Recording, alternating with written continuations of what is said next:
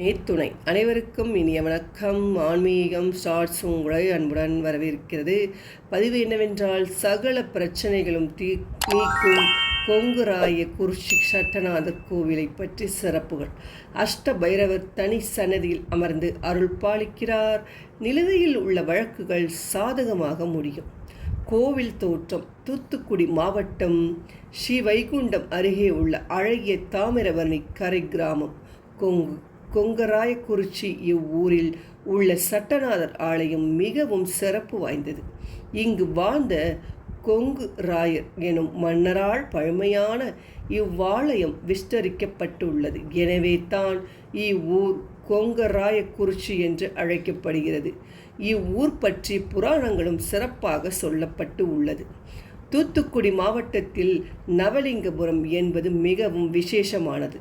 வல்லநாடு திருமூலர் கொங்குராயக்குறிச்சி சட்டநாதர், தெற்கு காரசேரி குலசேகரநாதர், புதுக்குடி வடநக்கர், வெள்ளூர் நடுநக்கர், மணவராயநத்தம் தென் நக்கர், ஆழ்வார்தோப்பு, காந்தீஸ்வரம், ஏகாந்தீஸ்வரர், புரையூர், அயனீஸ்வரர், காயல்பட்டினம், மெய்கண்டேஸ்வரர் ஆகிய ஆலயங்கள் நவலிங்கபுரம் என்று அழைக்கப்படுகிறது. ஒரே நாளில் 9 கோவிலும் சுற்றி வரும் வாய்ப்பு கொண்டதாக நவலிங்கபுரம் உள்ளது. நவலிங்கத்தில் 2வது தலம் தான் கொங்கு ராயக்குறிச்சி சட்டநாதர் ஆலயம் ஆகும். இவ்வாலயத்தில் அஷ்ட பைரவர் தனி சன்னதியில் அமர்ந்து அருள் பாலிக்கிறார். இவர் 64 பைரவர்களுக்கு சமமானவர். சீர்காழியைப் போலவே இவ்வூரில் பைரவர் இருக்கும் காரணத்தினால் இது தென் சீர்காழி என்று அழைக்கப்படுகிறது. சிவபெருமானின் முக்கியமான அவதாரங்களில் ஒன்று பைரவர். உக்கிரம் நிறைந்த இந்த பைரவர் நம்முடைய பயத்தை போக்குபவராக போற்றப்படுகிறார். பக்தர்களுக்கு இடையூறு அளிக்க நினைப்பவர்களின் எண்ணங்களை முறியடிக்கிறார். பாவம், குரோதம், காமம் போன்றவற்றில் இருந்து பக்தர்களை விடுபட செய்வார். பை என்றால் படைப்பு, இர் என்றால் வாழ்க்கை, வா என்றால் அழித்தல். இப்படி படைத்தல், காத்தல், அழித்தல் ஆகிய 3 தொழிலையும் செய்யக்கூடிய தன்மை கொண்டவர் என்பதால் பைரவர் என்று அழைக்கப்படுகிறார். கொங்குராயக்குறிச்சியில் அஷ்டமி தேய்பிறை அன்று அஷ்ட பைரவருக்கு பூஜை நடத்தி வருகிறார்கள். இதனால் தீராத நோய் தீரும் என்பது நம்பிக்கை. வியாபாரம் செழிக்கும், எதிரிகள் தொல்லை நீங்கும், குழந்தை வரம் கிடைக்கும், திருமணத்தடை அகலும் என்பதும் ஐதீகமாக உள்ளது. இதனால் இந்த பூஜையில் பங்கேற்கும் பக்தர்களின் எண்ணிக்கை நாளுக்கு நாள் அதிகரித்தபடியே உள்ளது. இந்த ஆலயம் 19ஆம் நூற்றாண்டில் ஏற்பட்ட வெள்ளத்தில் மூழ்கி ஆற்று மணலில் புதைந்துவிட்டது. அதன் பிறகு கடந்த 25 வருடங்களுக்கு முன்பு பக்தர்கள் ஒன்று கூடி ஆற்று மணலில் புதைத்து கிடந்த இந்த அற்புத கோவிலை தோண்டி வெளிக்கொண்டு வந்தனர். அந்த சட்டநாதர் ஆலயத்தை பக்தர்கள் பெரும் முயற்சியால் தற்போது மேலும் மேலும் தோண்டும் பணியை செய்து வருகிறார்கள். நாம் நுழையும் பொழுது சாலையில் இருந்து பூமிக்குள் இறங்கித்தான் கோவிலுக்குள் செல்ல வேண்டும்.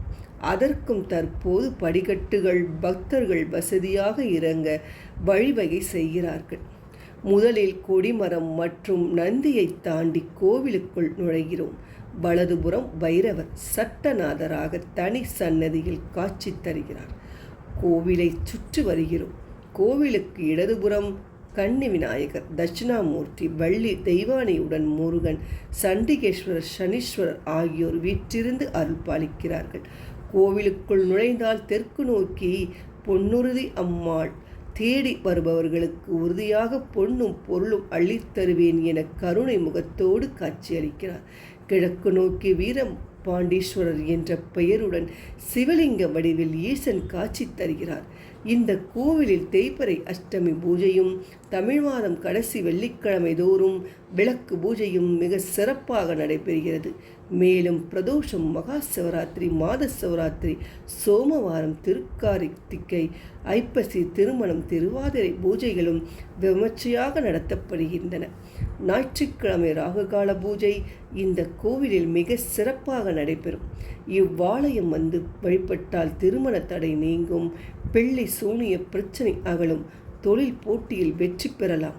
நிலுவையில் உள்ள வழக்குகள் சாதகமாக முடியும். இந்த இழந்த பொருட்களை மீட்கலாம். மறைமுக எதிரிகள் விலகுவர். தொழில் போட்டி அகலும்.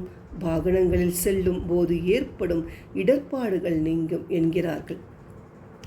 இந்த ஆலயத்திற்கு கும்பாபிஷேகம் செய்வதற்கான திருப்பணிகள் நடைபெற்று வருகிறது. இவ்வாலயத்தில் மாதந்தோறும் உழவாரப்பணி நடந்து வருகிறது. விரைவில் கும்பாபிஷேகம் செய்ய நடவடிக்கை எடுத்து வருகிறார்கள். இந்த ஆலயம் தினமும் காலை 8 மணி முதல் 10:30 மணி வரையும், மாலை 5 மணி முதல் இரவு 7:30 மணி வரை திறந்து வைக்கப்பட்டு இருக்கும்.